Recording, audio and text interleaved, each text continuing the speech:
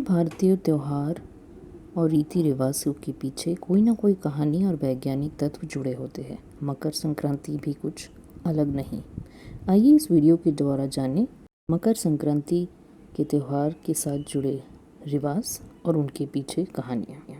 मकर संक्रांति के दिन सूर्य के एक राशि से दूसरे राशि में हुए परिवर्तन को अंधकार से प्रकाश की ओर जाते हुए माना जाता है।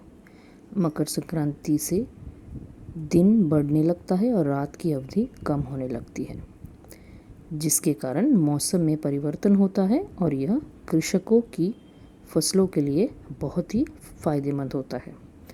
जैसा कि हम सभी जानते हैं, भारत देश पृथ्वी के उत्तरी गोलार्ध पर स्थित है। सूर्य ही एकमात्र ऊर्जा का प्रमुख स्रोत है, इसलिए हिंदू धर्म में मकर संक्रांति मनाने का विशेष महत्व है। शनि देव मकर राशि के स्वामी हैं और इस दिन सूर्य देव मकर राशि में आते हैं। लिहाजा यह भी कहा जाता है कि इस दिन सूर्य देव अपने पुत्र शनि देव से मिलने स्वयं उनके घर जाते हैं, इसलिए इस पर्व को मकर संक्रांति कहा जाता है। आइए जानें और बहुत सी रोचक कहानियाँ मकर संक्रांति से जुड़े हुए। ऐसा मानना है कि मकर संक्रांति के दिन गंगा, यमुना और सरस्वती के संगम यानी प्रयाग में सभी देवी देवता अपना स्वरूप बदलकर स्नान के लिए आते हैं। मकर संक्रांति के दिन ही गंगा जी भागीरथ के पीछे पीछे चलकर कपिल मुनि के आश्रम से होकर सागर में जा मिली थी। मकर संक्रांति से प्रकृति भी करवट बदलती है। हमारे वेदों में मकर संक्रांति को महत्वपूर्ण इसीलिए ही माना गया है। महाभारत काल में भीष्म पितामह ने अपनी देह त्यागने के लिए मकर संक्रांति का ही दिन चयन किया था। इसका कारण यह था कि उत्तरायण में देह छोड़ने वाले आत्माएं या तो कुछ काल के लिए देवलोक में चली जाती है या पुनर्जन्म के चक्र से उन्हें मुक्ति मिल जाता है, जबकि दक्षिणायन में देह छोड़ने पर आत्मा को बहुकाल तक अंधकार का सामना करना पड़ता है। वैसे तो ये पर्व जनवरी माह के 14 तारीख को मनाया जाता है, लेकिन कभी कभी ये 12, 13 या 15 तारीख को भी पड़ता है, क्योंकि यह पूर्णतः सूर्य के मकर राशि में प्रवेश होने पर निर्भर करता है। हिंदू धर्म में माह को 2 पक्षों में बांटा गया है, कृष्ण पक्ष और शुक्ल पक्ष। ठीक इसी तरह से वर्षों को भी 2 आयनों में बांटा गया है, उत्तरायण और दक्षिणायन। यदि दोनों को मिला दिया जाए तो 1 वर्ष पूर्ण हो जाता है। मकर संक्रांति के दिन सूर्य की उत्तरायण गति प्रारंभ हो जाती है। यह भी मानना है कि इस दिन भगवान विष्णु ने असुरों का अंत करके उनके सिरों को मंदार पर्वत में दबाकर युद्ध समाप्ति की घोषणा की थी। इसलिए यह मकर संक्रांति के दिन को बुराइयों और नकारात्मकता को समाप्त करने का दिन भी माना जाता है। उत्तरायण को देवताओं का दिन अर्थात सकारात्मक का प्रतीक माना जाता है। इसीलिए इस दिन जप, तप, दान, स्नान, श्राद्ध, तर्पण आदि धार्मिक क्रियाओं का विशेष महत्व है। मकर संक्रांति के दिन पतंग उड़ाने की प्रथा है और उससे जुड़ी कहानी यह है कि भगवान श्री राम ने भी इस दिन पतंग उड़ाई थी।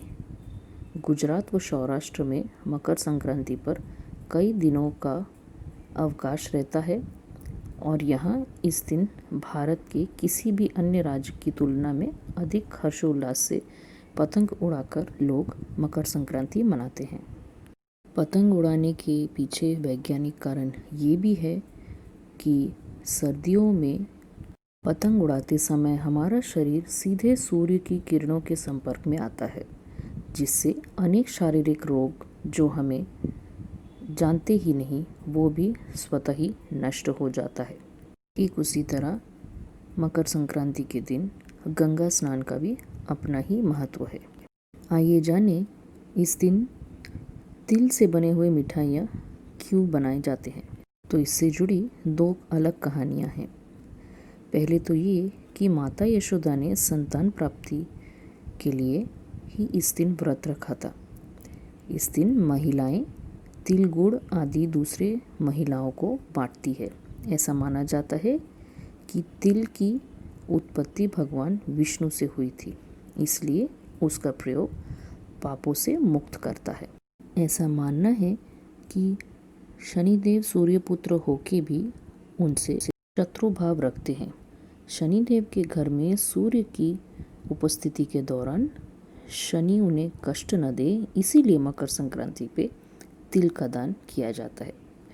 तो ये थी तिल से जुड़ी दूसरी कहानी। मकर संक्रांति का त्यौहार अलग अलग राज्यों में अलग अलग नाम से जाना जाता है और हर एक राज्य का अपना एक तरीका होता है संक्रांति को मनाने का।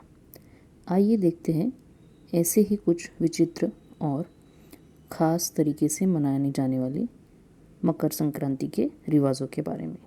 तमिलनाडु राज्य में मनाए जाने वाले थाई पोंगल यानी कि संक्रांत को भगवान इंद्र को श्रद्धांजलि देने के लिए 4 दिनों का उत्सव है। ये त्यौहार भगवान इंद्र को भरपूर बारिश के लिए धन्यवाद देने का एक माध्यम है और इसीलिए उपजाऊ भूमि और अच्छी उपज की कामना स्वरूप यह मनाया जाता है। मीठा व सादा पोंगल बना के जलीकट्टू खेल का भी आयोजन वहाँ किया जाता है। वहाँ भारत के उत्तर राज्य पंजाब में इसे बैसाखी के रूप में मनाया जाता है। पंजाब में ये बहुत हर्षोल्लास के साथ बैसाखी का त्यौहार मनाया जाता है। यह वसंत ऋतु के अनुरूप पंजाबी नववर्ष शुरुआत को भी दर्शाता है। सिख समुदाय इस त्यौहार को अपने 10वें गुरु गोविंद सिंह के सामूहिक जन्म दिवस के रूप में भी मनाते हैं। गुजरात राज्य में मकर संक्रांति को उत्तरायण नाम से जाना जाता है। इसे विशेष रूप से गुजरात में अच्छी फसल के मौसम की शुरुआत के प्रतीक माना जाता है। इस त्यौहार पर पतंग उड़ाने, गुड़ और मूंगफली की चिक्की और विशेष मसालों के साथ भुनी हुई सब्जी उत्तरायण के अवसर का मुख्य आकर्षण होते हैं। असम में संक्रांति 1 सप्ताह तक मनाया जाता है। उसे भोगाली या माघ बिहू भी कहते हैं। इस त्यौहार पर लोग हरे बांस और घास के साथ बनी विशेष संरचना मेजी बनाते हैं, जिसे हम अंग्रेजी में बॉनफायर कहते हैं। मेजी को बनाकर उसे जलाने की प्रथा है। इस त्यौहार पर चावल के केक की दावत मुख्य व्यंजन होता है, जिसे पीठा कहते हैं। दूसरी ओर बंगाल में नए गुड़ यानी नूलिन गुड़ से मिठाइयाँ बनाकर मकर संक्रांति का पर्व मनाते हैं। उत्तर प्रदेश और बिहार में मकर संक्रांति के दिन खिचड़ी बनाई जाती है और उसका दान भी किया जाता है, इसलिए वहाँ इसे खिचड़ी के नाम से जाना जाता है। झारखंड और मिथिलांचल के लोगों का मानना है कि मकर संक्रांति से सूर्य का स्वरूप तिल तिल बढ़ता है, इसीलिए संक्रांति को वहाँ तिल संक्रांति भी कहा जाता है। आशा करती हूँ इस वीडियो के द्वारा आपने संक्रांति के बारे में कुछ नया और रोचक जाना होगा। वीडियो अच्छी लगी हो तो करें उसे लाइक और ज़्यादा से ज़्यादा शेयर। स्वस्थ रहे, खुश रहे। संक्रांति की आप सभी को बहुत बहुत शुभकामनाएं। नए दर्शक जुड़े रहने के लिए करें वीडियो लाइक, चैनल को सब्सक्राइब और बेल पे टैप। मिलते हैं, तब तक बाय बाय।